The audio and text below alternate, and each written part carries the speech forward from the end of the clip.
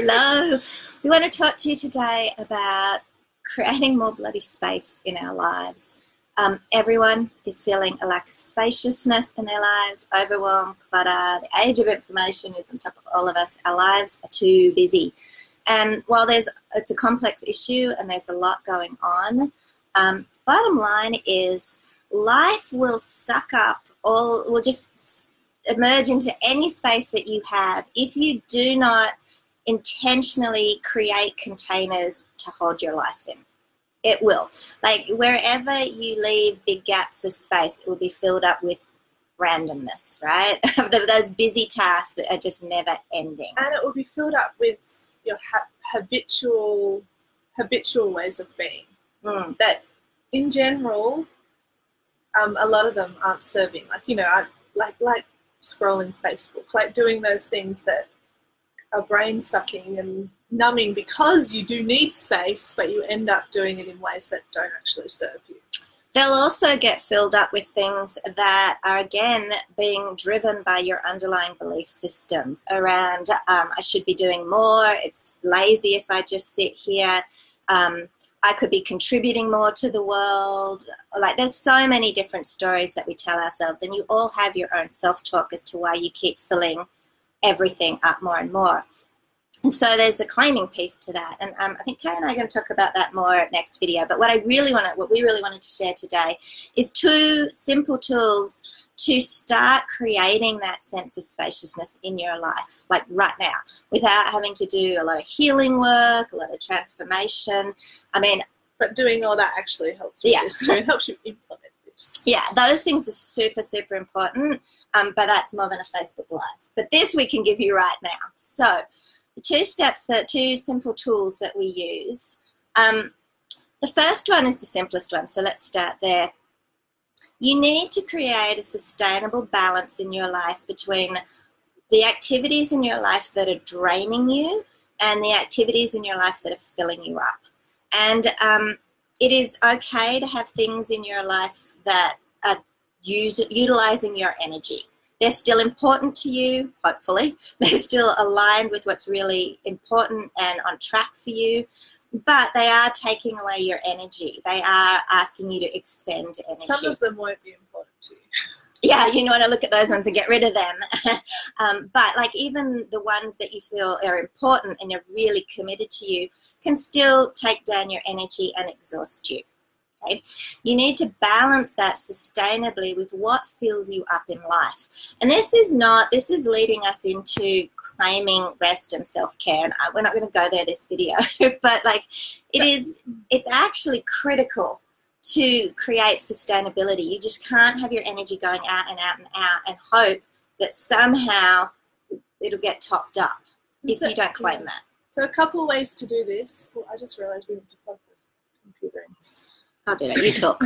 A couple ways to do this is something to do, like say now, or like at a time when you have a bit of space just to write, is to brainstorm a list of the things that I generally do in my life that fill me with energy, that actually give me more energy, that top me up, that revitalize me, and just keep writing until you have a really big list of that.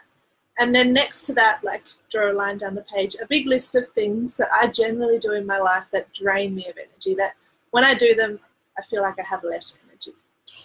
And really be honest with yourself on both sides of that list. And the things that drain you, okay, so as a mother, it is legitimate, and often this induces a lot of guilt in many women, but it can actually drain you to get down on the floor and play with your kids.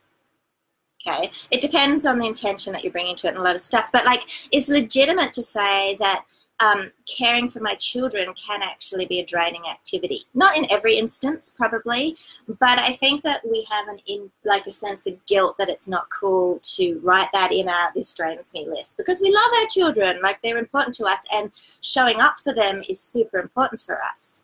So be really honest though. This is not saying that the things that drain you are wrong. This is about getting really clear on how you're going to create sustainable energy exchange in your life. Okay, the second tool. Oh, well, quickly around the draining and actually, I'll say the second bit about this once we've done the second tool. Good point, because we're using it. Sorry, backtracking. I'll come back to the draining and filling up after we've gone through the second tool. Okay. So this, yeah. Do you want to go? Do you want me to explain it? Okay, the second tool. The second tool actually comes from Stephen Covey's 7 Habits of Highly Effective People.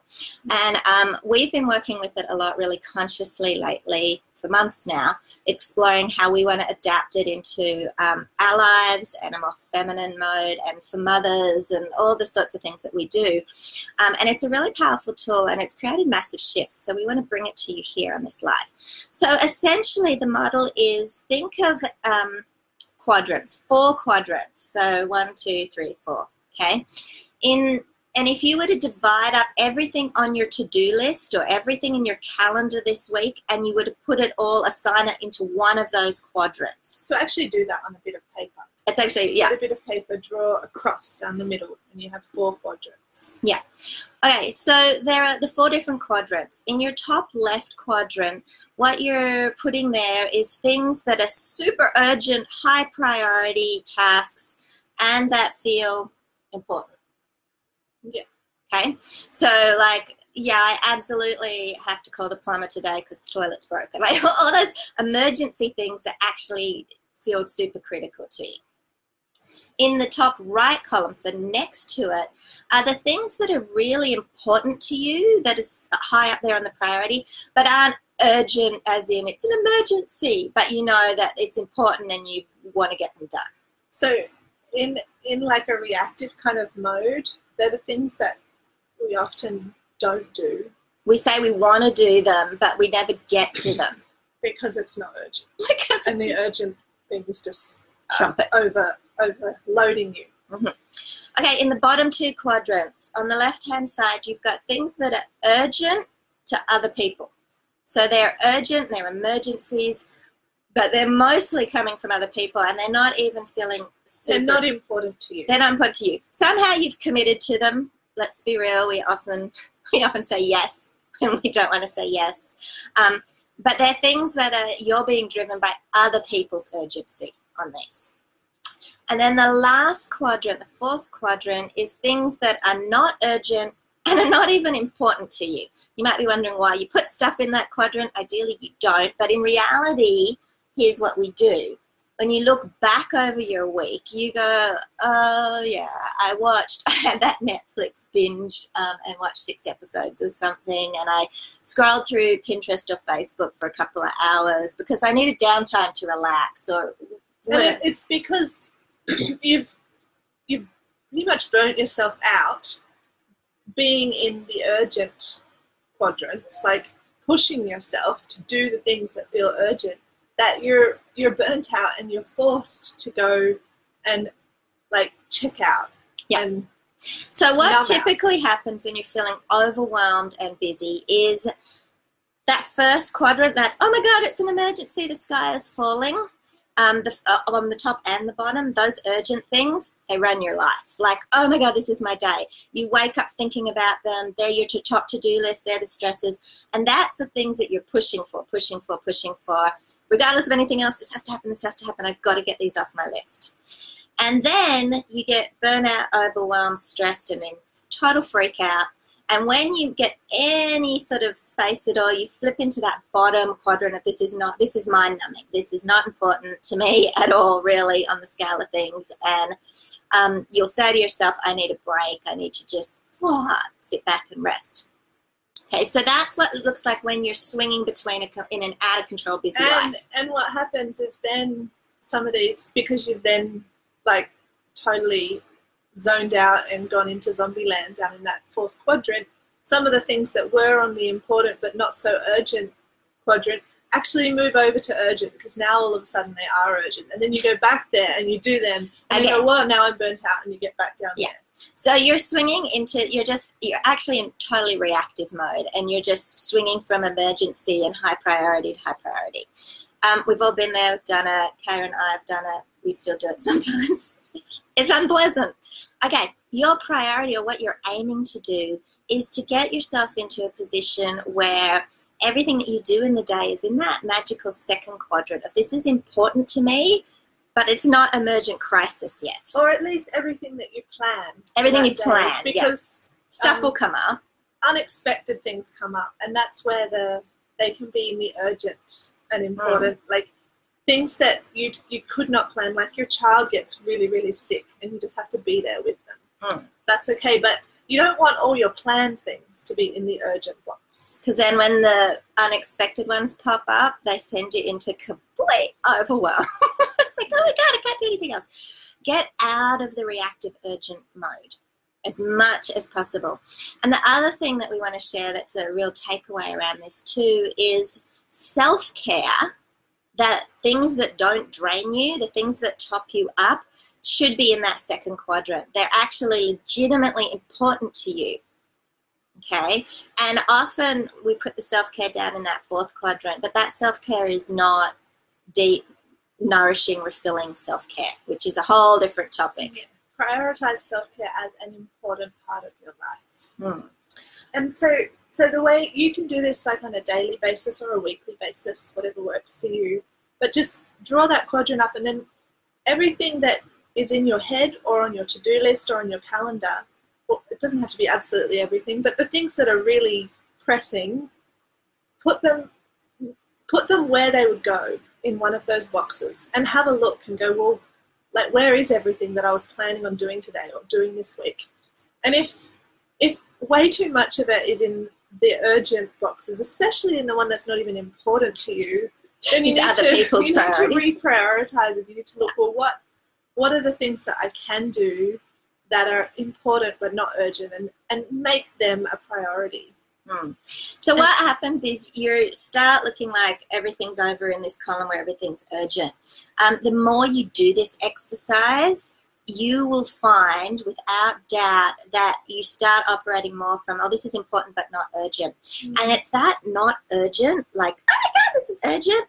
It's that not urgent space that feels incredibly spacious. Yes. Seriously, if you are not in the, holy crap, this has to happen today, otherwise I'm going to let everyone down and the world is going to fall over, it's going to make life impossible, whatever it is. If you're not there, if you can get a little bit, but just by doing this exercise repeatedly, it will automatically start to happen. Everything will move over into that second quadrant, and you are going to feel so much more spacious just from that. If you combine that with making sure you legitimately look at the balance between what's draining you and what's sustaining you, and make sure that it is balanced, because I guarantee you the first time you look at it, it won't be. That will make a massive difference in the way that you're perceiving your life. Even if you don't take things off, even if you don't address the healing underneath that's got to occur if you want this to be long-term and keep going with it. But even if you just started doing this for a couple of weeks and played with it, I guarantee you feel more spacious. And so, yeah, bring that your what's draining me, what's filling me up lists to that. Like, just scan over the things that you've put in your quadrants and, like, put a mark on this thing is draining, this thing is filling me up. And notice if there's a skewed balance. Like, if all the things that I think are really important, and maybe they are important, they're all draining. How can I put things that are important that are also refueling me in there? Natasha, yes, this is awesome. This is what you need. And yes, it will be on our Facebook page later. So yes, you can totally check it out. So those are really key to making sure that you're gaining more spaciousness at a really practical level on your life. And a huge piece of it is the insights that you're going to gain when you look at your quadrants and you go, oh, holy crap, everything is in these quadrants where it's not, it's not the optimal place for them to be anyway. And when I look at everything that drains me, 90% of my life is draining the crap out of me. Okay? If you fix both those elements, the spaciousness will follow, for sure. And if this is something that is important to you, that is like really, I'm so overwhelmed and crowded and just too busy to cope, then come and get on a call with Kaya and I. We'll put the link here in the description in just a second. But come and have a chat with us and let us help you streamline what's really going on for you. What is it that's making everything? I can guarantee you that if everything in your life is urgent and an emergency, And especially if it's urgent to everyone else and that's driving your entire day, that you have got some underlying belief systems running in your mind that is making your life hell. And also underlying belief systems that are putting you into big resistance to even just doing things like this practice. Because, things like this seem great, but sometimes it's really hard to actually implement them because of a lot of old stuff.